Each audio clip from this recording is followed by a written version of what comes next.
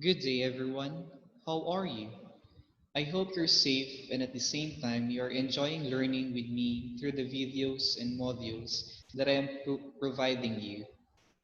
For your game time entitled Locate Me, please open the PowerPoint presentation entitled Life on Earth and Subsystem Game Time for a clearer view of the pictures. Another, please be reminded that reproducing the modules and the videos or files is strictly prohibited. So, to make our day more productive, let's start our new lesson. Again, in watching this video, just relax and listen carefully. We're done discussing how the universe and the solar system were made. In our past discussion, we met the different scientists and philosophers who shared their ideas and claims on the origin of the universe and the solar system. For a short review, let me ask you, among the different theories and hypotheses, what convinces you more regarding the creation of the universe and the solar system? Again, among the different theories and hypotheses, what convinces you more regarding the creation of the universe and the solar system?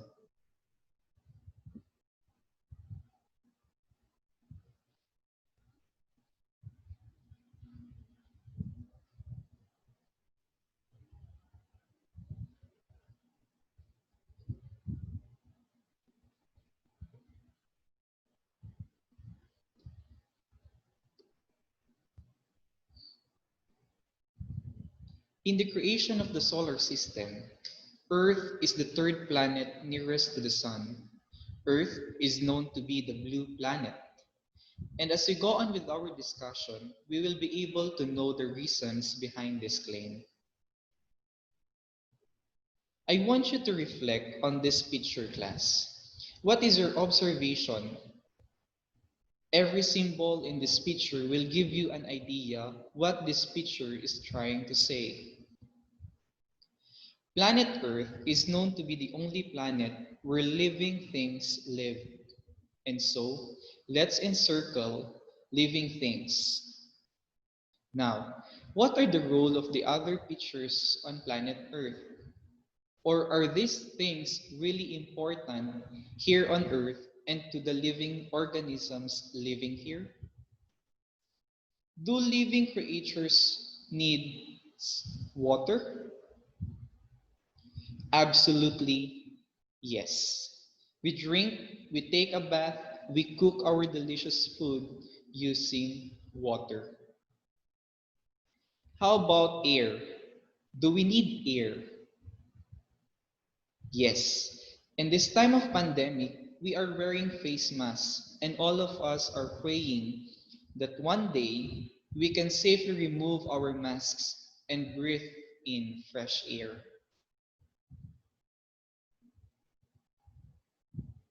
Is sun important to us people or it is only for plants? All organisms, including us people, need sunlight. It is suggested by the Department of Health avoid direct exposure to sunlight between 10 a.m. to 3 p.m. But don't you know that sunlight gives vitamin D? A short trivia. Vitamin D comes from the cholesterol of our body. When your skin is exposed to sunlight, it makes vitamin D from cholesterol. The sun's ultraviolet B rays hit cholesterol in the skin cells, providing the energy for vitamin D synthesis to occur. Now, class, what do you think are these earth materials? Earth materials are the rocks and the minerals that we can find on Earth.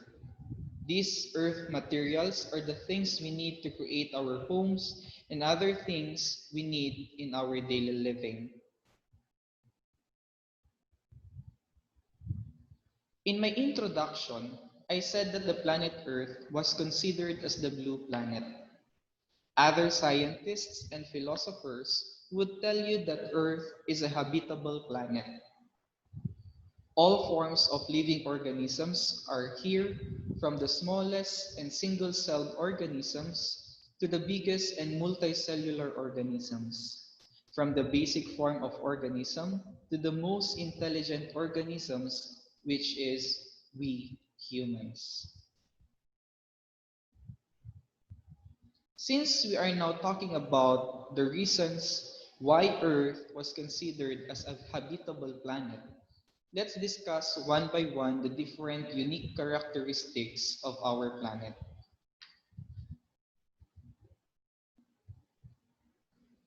Because of the presence of water in our planet, it was believed and proven by the ancient scientists that the first photosynthetic organisms grow.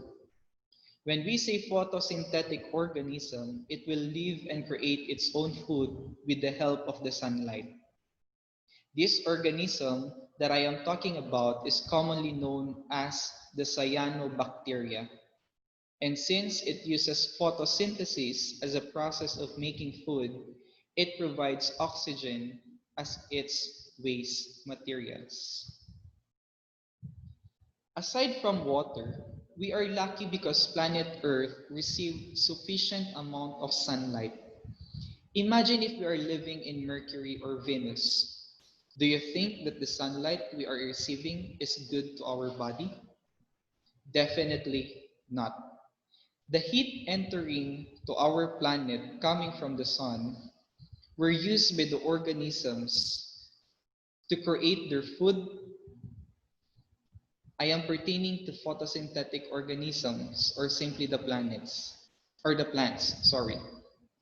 And if these plants will create their food, they will grow. And we people and herbivorous animals will also eat the plant to live. And these animals will be eaten by carnivorous organisms to live also. Can you now see the importance of sunlight? Sunlight is not only for plant class, but ripple effects of its importance will follow until it reaches the highest consumer in our energy pyramid. Last but not the least, our atmosphere. Our atmosphere plays a big role in maintaining life in our planet.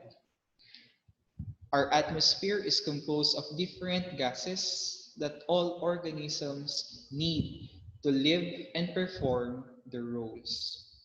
According to NASA, the gases on Earth atmosphere include 78% of nitrogen, 21% of oxygen, a 0.93% argon, a 0.04% carbon dioxide, and the rest trace amounts of neon, helium, methane, krypton, hydrogen, as well as water vapor. Is everything clear, class? I hope so. In the case that you have questions, feel free to comment it on the science section that I posted in your respective class Facebook groups. We're done with the three unique characteristics of our planet, but there are still special features of our planet that we will be discussing, and it is the subsystems of the Earth. The subsystem of the Earth is composed of geosphere, hydrosphere, atmosphere, and biosphere. Please take note that there is no most important nor least important to these subsystems. They are all equal. These spheres interact with one another, enabling Earth to sustain life. The interaction of the sphere is what makes Earth a system. One sphere cannot act independently from the rest. Geosphere is easy to understand as when we say geo, it means Earth. With this, if we say geosphere, it talks about the visible solid layer up to the inner part of our planet. Mula sa kung ano ang inaapakan ninyo hanggang sa pinakagitna ng mundo, yun po ang geosphere. Please do not be confused between geosphere and lithosphere. If we see geosphere again, it includes the visible land or the solid layer of the earth. When we say lithosphere, it only includes from the crust to the mantle. Example of some parts of geosphere are the mountains, hills, rocks, and soil. Now, look around you and try to find examples that belong to geosphere. If you have one or two, try to study if they are really a part of the geosphere by looking back to our discussion. We learned a while ago that the one unique characteristic of our planet is having a water supply. The watery part of our planet is called the hydrosphere. This is also the reason why it is considered as a blue planet.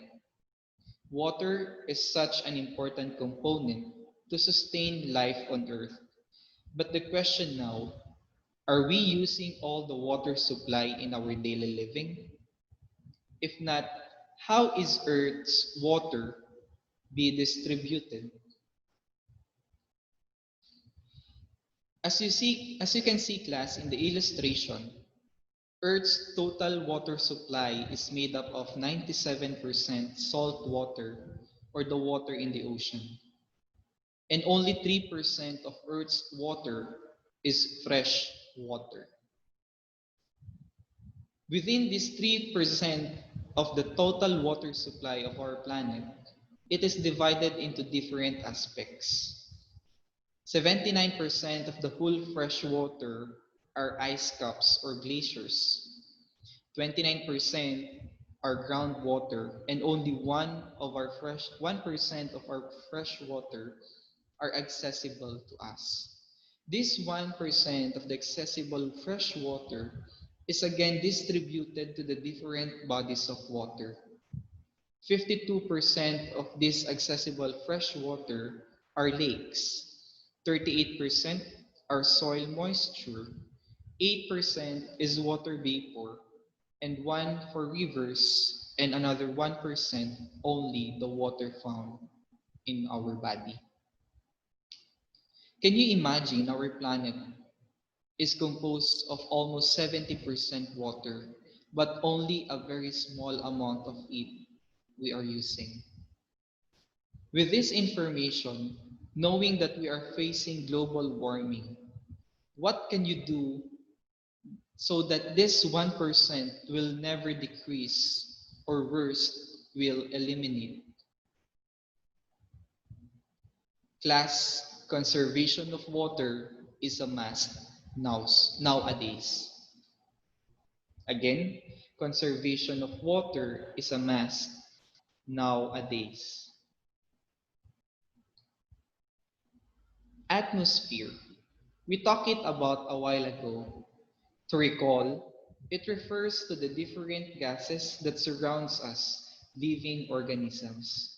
Please take note that these gases are essential to living organisms to perform specific tasks. And last but not the least, the biosphere. Bio class means life. This is the subsystem of our planet that we living organisms belong. All living organisms that you can think about right now are included in biosphere.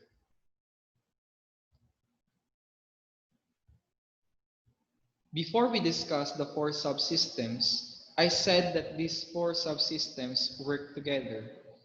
They are all interrelated to each other. How this can be?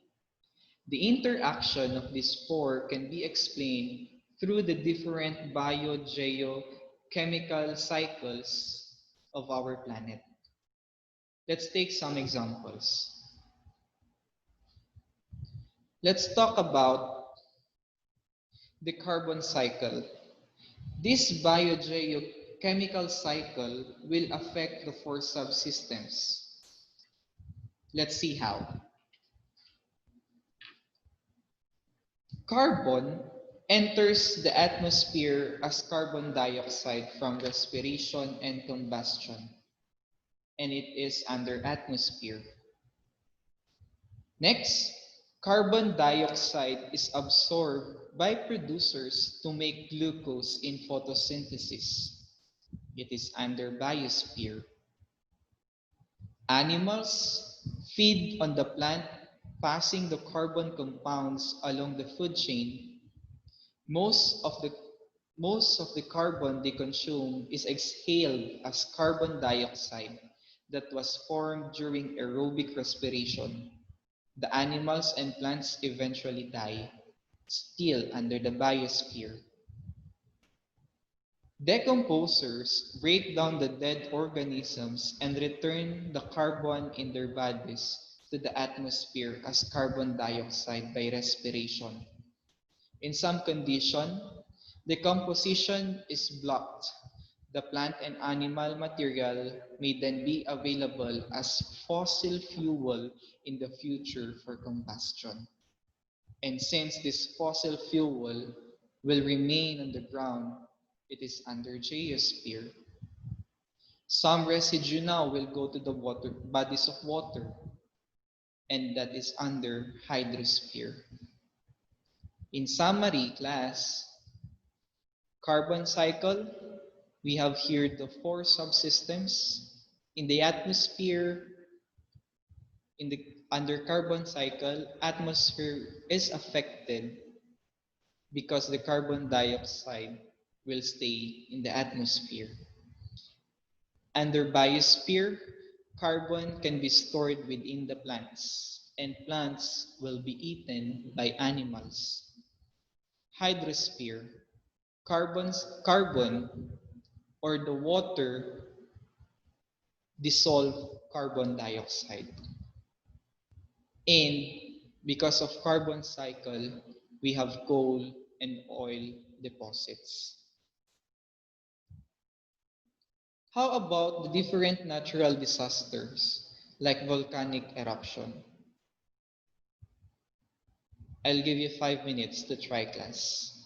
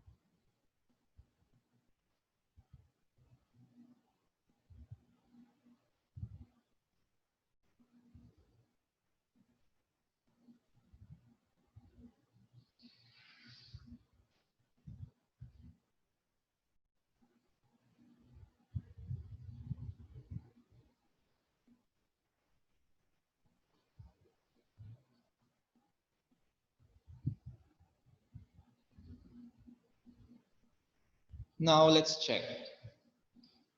Volcanic eruption will affect again our four subsystems. Under the atmosphere, because of volcanic eruption, it release or the release of ash and gases affect climate and weather conditions. It damage to human property and destruction of plants and reef. It also cause acid rain or melting of ice bodies. And for geosphere, it give nutrients to the soil.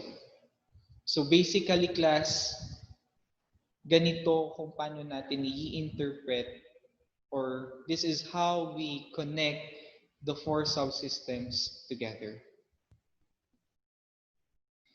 In your module, I gave you two scenarios and try to identify how the four subsystems will be affected by these environmental problems we are facing right now. Again, for your activity time, please check your modules because I gave you two scenarios and your task is to identify how the four subsystems will be affected by these environmental problems. And for your assignment, yes, even you are online, you have still assignment. Please review on the following topics because if you will get your third module, kasama na doon ang summative test ninyo. To end class, I just want to remind all of you that we are part of the earth and it is part of us. What befalls the earth befalls all the sons of the earth. Let's reflect. What can you do to help our planet Earth knowing that it is now suffering? You can share your insights to your friends and family, and together, let's spread awareness. Love Mother Earth, and let's all be a nature lover. Thank you for listening, class. Keep safe, always wash or sanitize your hands, and wear masks if needed. God bless us all, and happy learning.